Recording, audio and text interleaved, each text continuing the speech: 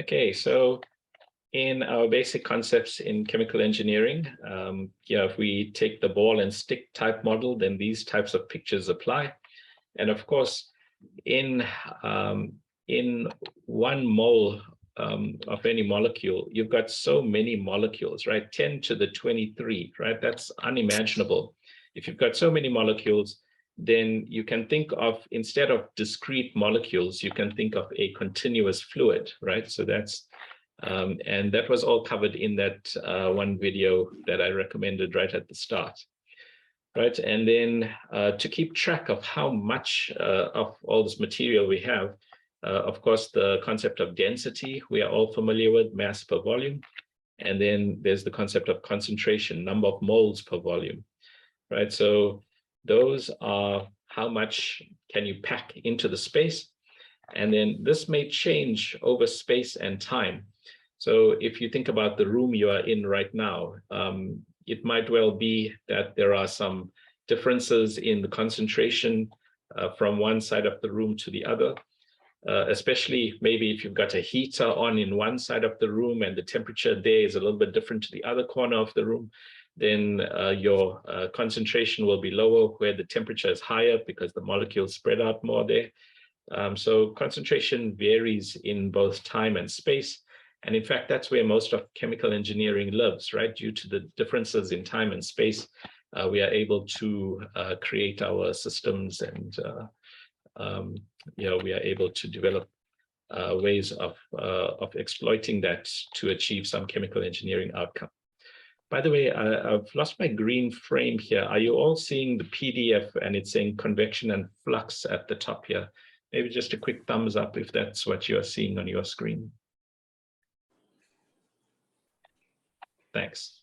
Okay, thanks. Okay, so in terms of this Pablon Press thing that I sent out, if we look from here, right, and by the way, we will merge these two things, right? The PDFs and this, they'll be merged into one consistent thing that we can work with. So in terms of this concept of density and concentration, this is more like basic revision. I'm sure you're all quite familiar with these things, but you can try them out here. And by the way, thanks to those who have been sending me some corrections. There were a couple of little errors in these that have been fixed. So please do try out these problems. And you can see here, you read the problem. In this case, you are given the density, you are given the volume and the molar mass, and we can calculate the number of moles there. So use the data, work out the answer, and then you click check answer. And then if it tells you it's worth 1 mark, that means you've got it right. And then it shows you the full solution there. It shows you the method by which you can calculate that answer. And if you don't have it right, then you just click here, try another, and then it will regenerate the question with different values. And it does more than just regenerate values, but we'll see that as we go. So do these examples. And then I did mention about there being bonus marks possible and things like that. So right now, you can't save your submissions. Right now, it's just there for practice purposes. But pretty much over the weekend, I'll make available that you can save your answers. And so what we'll do is you would do these examples and you would save your answers. And then once you've done all the examples, there'll be bonus marks allocated just for completing these. And of course, you do have the solution. Whenever you check answer, it shows you how to do the calculation, but then it kind of nullifies the question. So when you click try another, the solution goes away and you've got different numbers. So you can use that method and recalculate the answer there. Okay, so in that problem, that's a simple density to concentration, or number of moles actually. And then in this one, given the molar mass and the volume, what's the concentration? So you can see you calculate the number of moles and divide by the volume, and then that's your concentration. Any questions or comments there so far?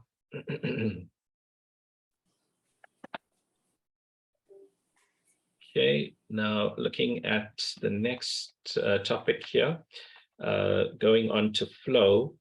So just in terms of what we mean by flow, you see molecules, right, starting from the basis of molecules, molecules move around in a space for a variety of different reasons, as we'll see.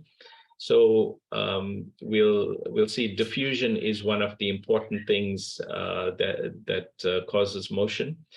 But by the end of the day, for whatever reason that the molecules are moving around, by the end of the day, there does exist some bulk movement of molecules, some bulk movement of the fluid. And so we think of that as convection. So convection is the bulk motion of all our molecules in the form of a fluid. And so we refer to convective flow there. Just a second. Yeah. So we've got a convective flow through a space. And so we can talk about a rate of change of volume. So if we think about a fixed space, right, think about some container that's open, right, open on the top, and also there are feed points and withdrawal points. So you've got a fixed container and fluid can flow across that container, right? And so the volume might be changing in that container due to this flow.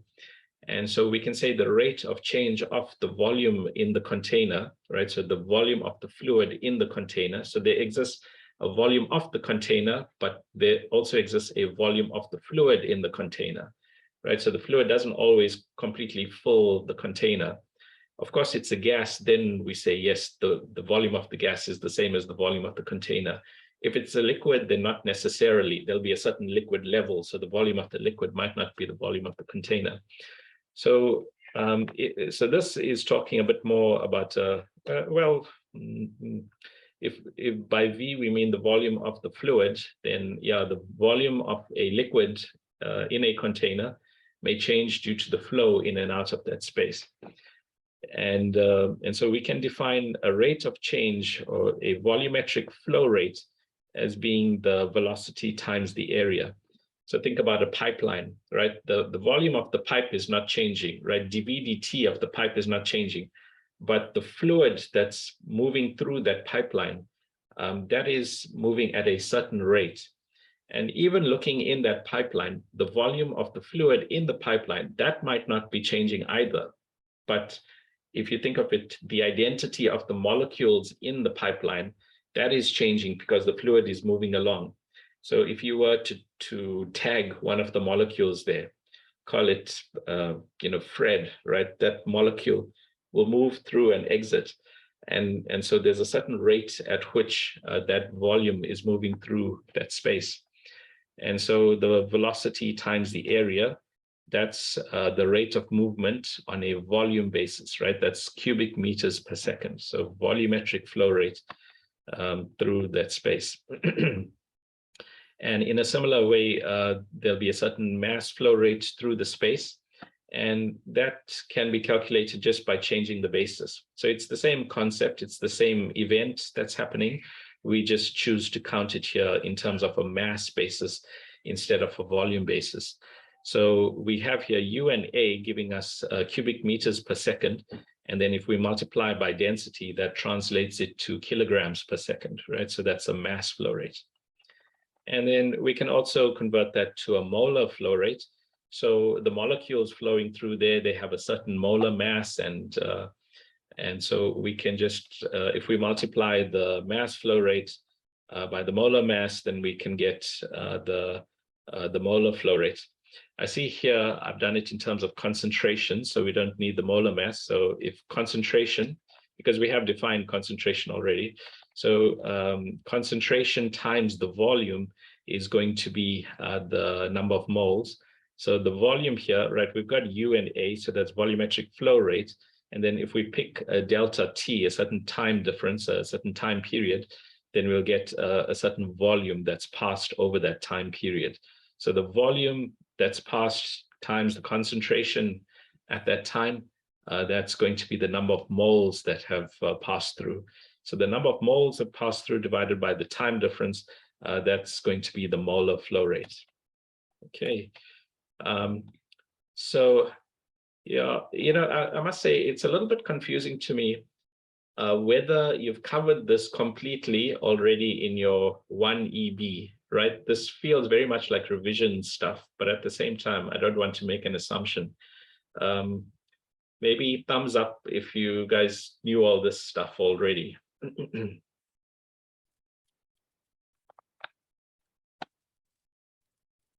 No thumbs up. Okay. So any questions or comments on this? And maybe it might simply be that my notation is slightly different.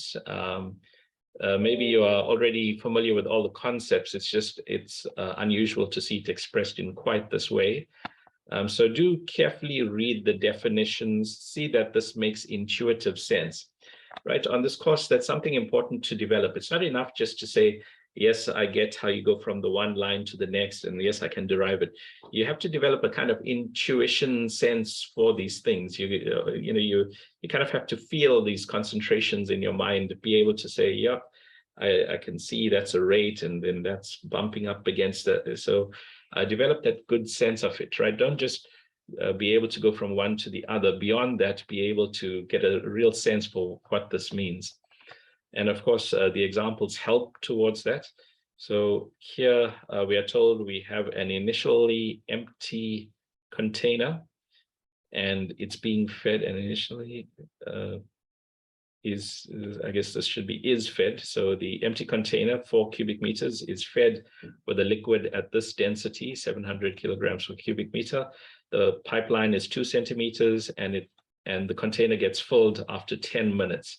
So what's the velocity of the flow? So number one, you've got the volumetric flow rate because you are told it's initially empty at 4 cubic meters, and it's filled after 10 minutes. So 4 cubic meters divided by 10 minutes, that's your volumetric flow rate.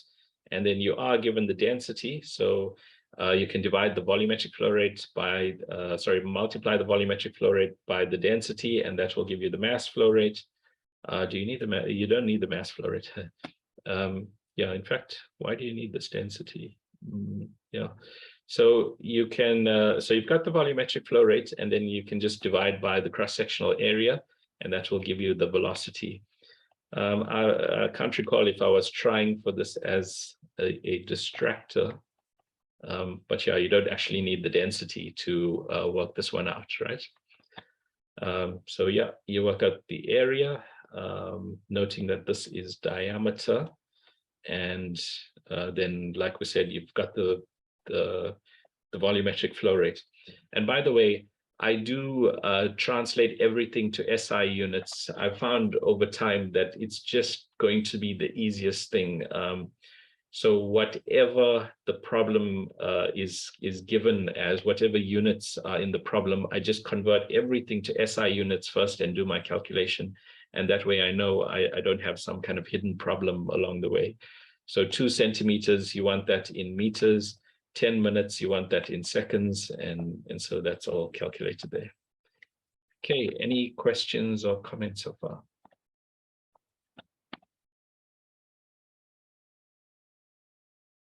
Okay, so that's flow rate, volumetric, mass, and molar. And then we come to the concept of molar flux, or, well, flux in general, right? So you see, when we are talking about convective flow here, then we are talking in terms of, in a way, absolute amounts. We are talking about how much volume is moving on a per second basis. And in a way, that's a little bit too specific. And it's specific because it's dependent on the area here, right? So like in this example, the velocity we got was dependent on the diameter of that pipeline. And when we do our analysis, quite often we are going to be looking on the inside of our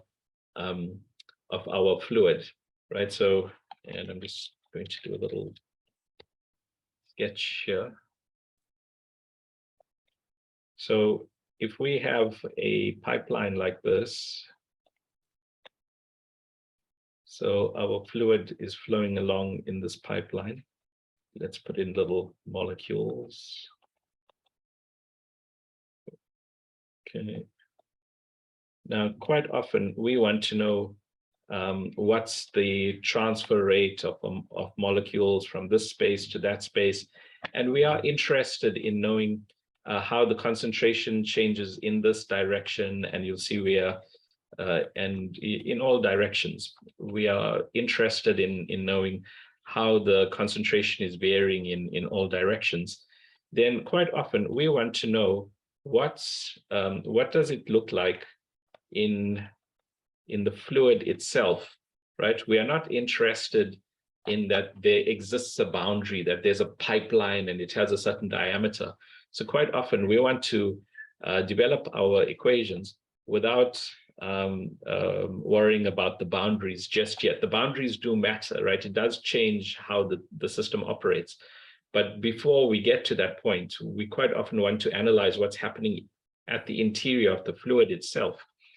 And so we can't then operate with quantities that are dependent on these kind of macro variables, right?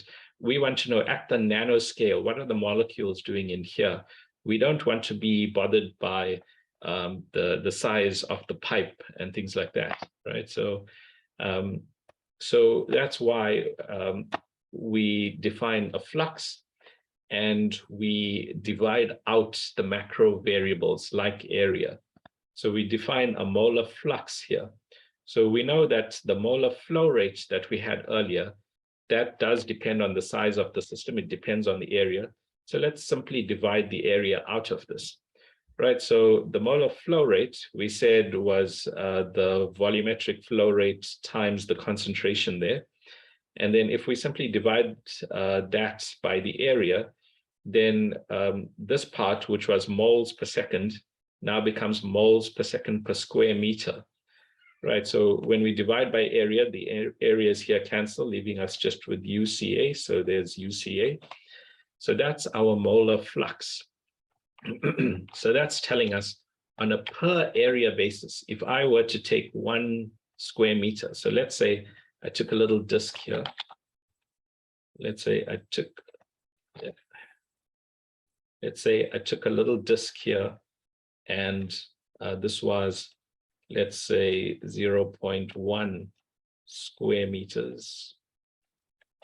And I took another little disc here, and this was 0.03 square meters. Square meters, should say square here. Right, then if I want to know how many moles are coming through this, I just need to multiply the flux by that area. So that's just one small example of a useful thing you can do with the flux. And in fact, we'll be doing that over and over again. We'll be needing to know through this specific, we'll be drawing little control volumes as we go. Maybe we'll put a little disc here, and then maybe we'll say, well, I've got a kind of double pipe here. And so I want to know through this specific area, what's my flow rate? And you'll see why that matters later. But it's tremendously helpful to have a flux. Then it doesn't matter which area you want to look at, you'll be able to use that to work out what your flow rate is through there. So we can define a flux that will give us the molar flow rate on a per area basis, right? So that's largely what we'll be using. But there are other useful things we can think about as well. Like, what's the flux on a volume basis, right? This is kind of the flux on a mole basis, but we do have a molar flow rate, right? A volume flow rate. We said velocity times area. So if we simply divide by area, then we'll get a volume flux. So let J be fluxes. So the volumetric flux, so dV dt, that's cubic meters per second, divide by area, then cubic meters per area per second. If you think about it, that's velocity itself, right? So this is cubic meters per second up in the numerator, cubic meters per second here. And then here is square meters. So cubic meters per second divided by square meters. gives us meters per second. So this is velocity. So the surprising thing is that velocity is also a flux, right? Velocity by itself is a flux. We don't normally think of it that way. We think of something moving along and that's its velocity, and that's very clear. But if you think about volume flux, velocity is directly volume flux, okay? So that's one way to look at velocity. That's a different way to look at velocity. Excuse me, sir. Mm-hmm. Can you please differentiate between the velocity you've just got now, the flux velocity, and the velocity we got from the pipe's diameter? What would be the difference? Okay, so there's actually no difference. Velocity in the pipe, right? And you know, you'll see later that velocity can change at different points and so on, but let's not worry about that now. Let's just say in this example, velocity is the same everywhere. So if we look at all points in this pipe, the velocity is the same there, and the velocity on this end is the same as the velocity on that end. So it's a totally uniform velocity, right? So there's a velocity in the pipeline. And then this new view of velocity, the volumetric flux, it's the same velocity. It's not the case that because I'm looking at it as a volumetric flux, that it's something different. It's the same velocity. Was that Okay. what your question? Yeah, I thought we were gonna have two different values for velocity. Maybe the velocity, I don't know, maybe it will be for the molecules inside the gas. I don't know. So I thought it was something different than the velocity we got previously.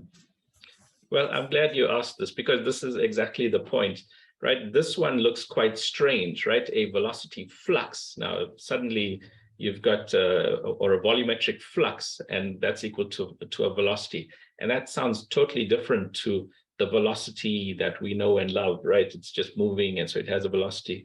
It's the same thing. Maybe another way to think of it is if you are running along somewhere, right?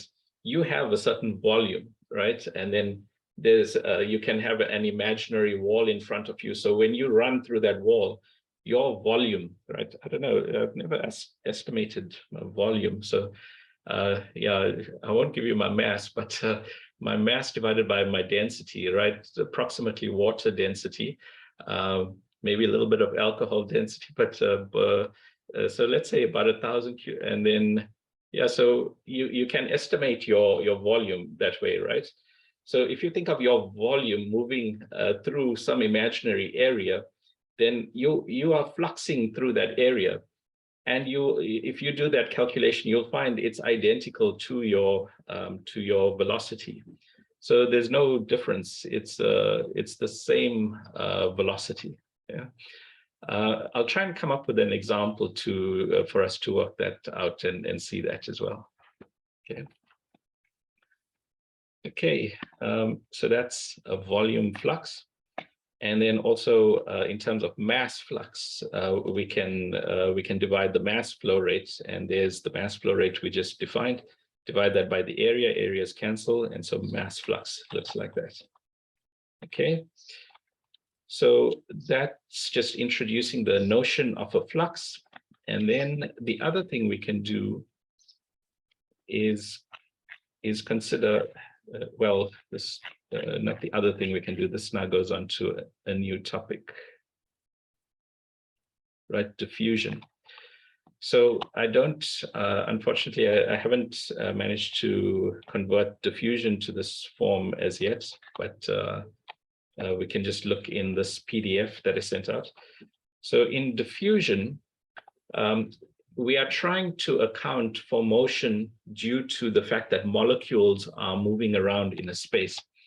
So if you just imagine a glass of water, for example, so if you've got water here, and we know in our glass of water that the molecules in there are not sitting quietly at rest in that glass, right?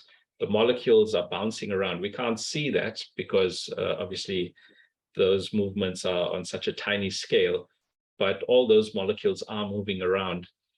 Of course, the concept of temperature, that relates to how much they are moving around. So when we get to 0 Kelvin, then perhaps we don't have motion like that. But in most instances beyond 0 Kelvin, our molecules are freely moving around in the space.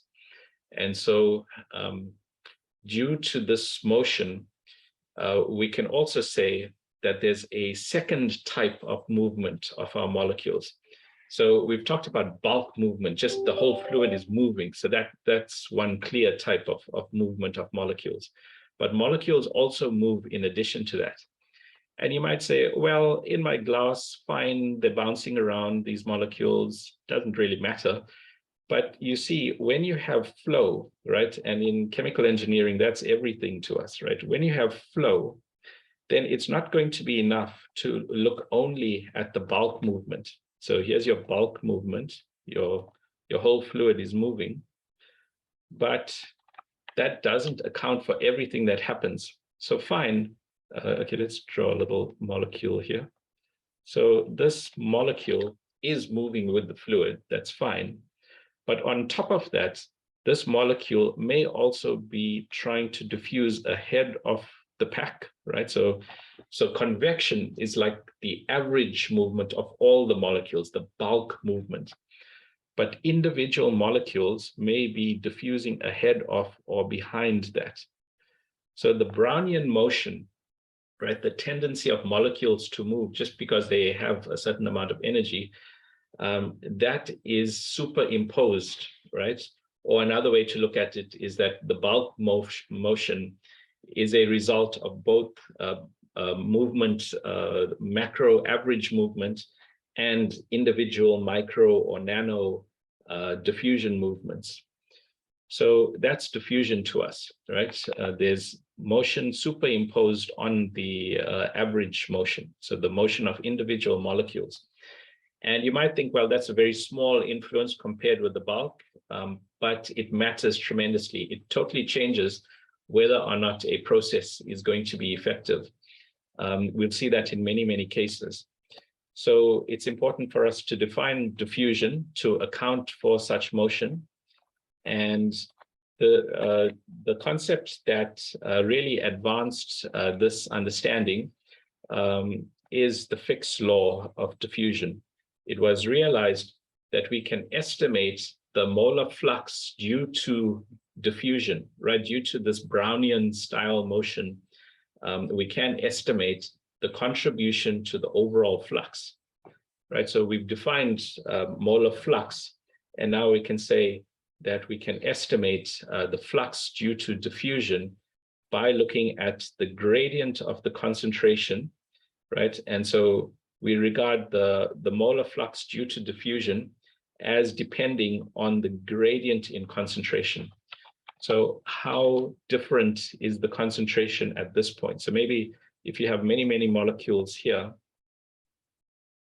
and just a few molecules there, then the flux will tend to be from the many to the few. So from this highly concentrated zone, there'll be a molecular movement towards the low concentration zone. And this is not like a pressure dependent thing, right? It could be that the pressure is the same at these 2 points because maybe we have an inert. So maybe your inert concentration is low there and it's high there. So there are other molecules in these 2 zones.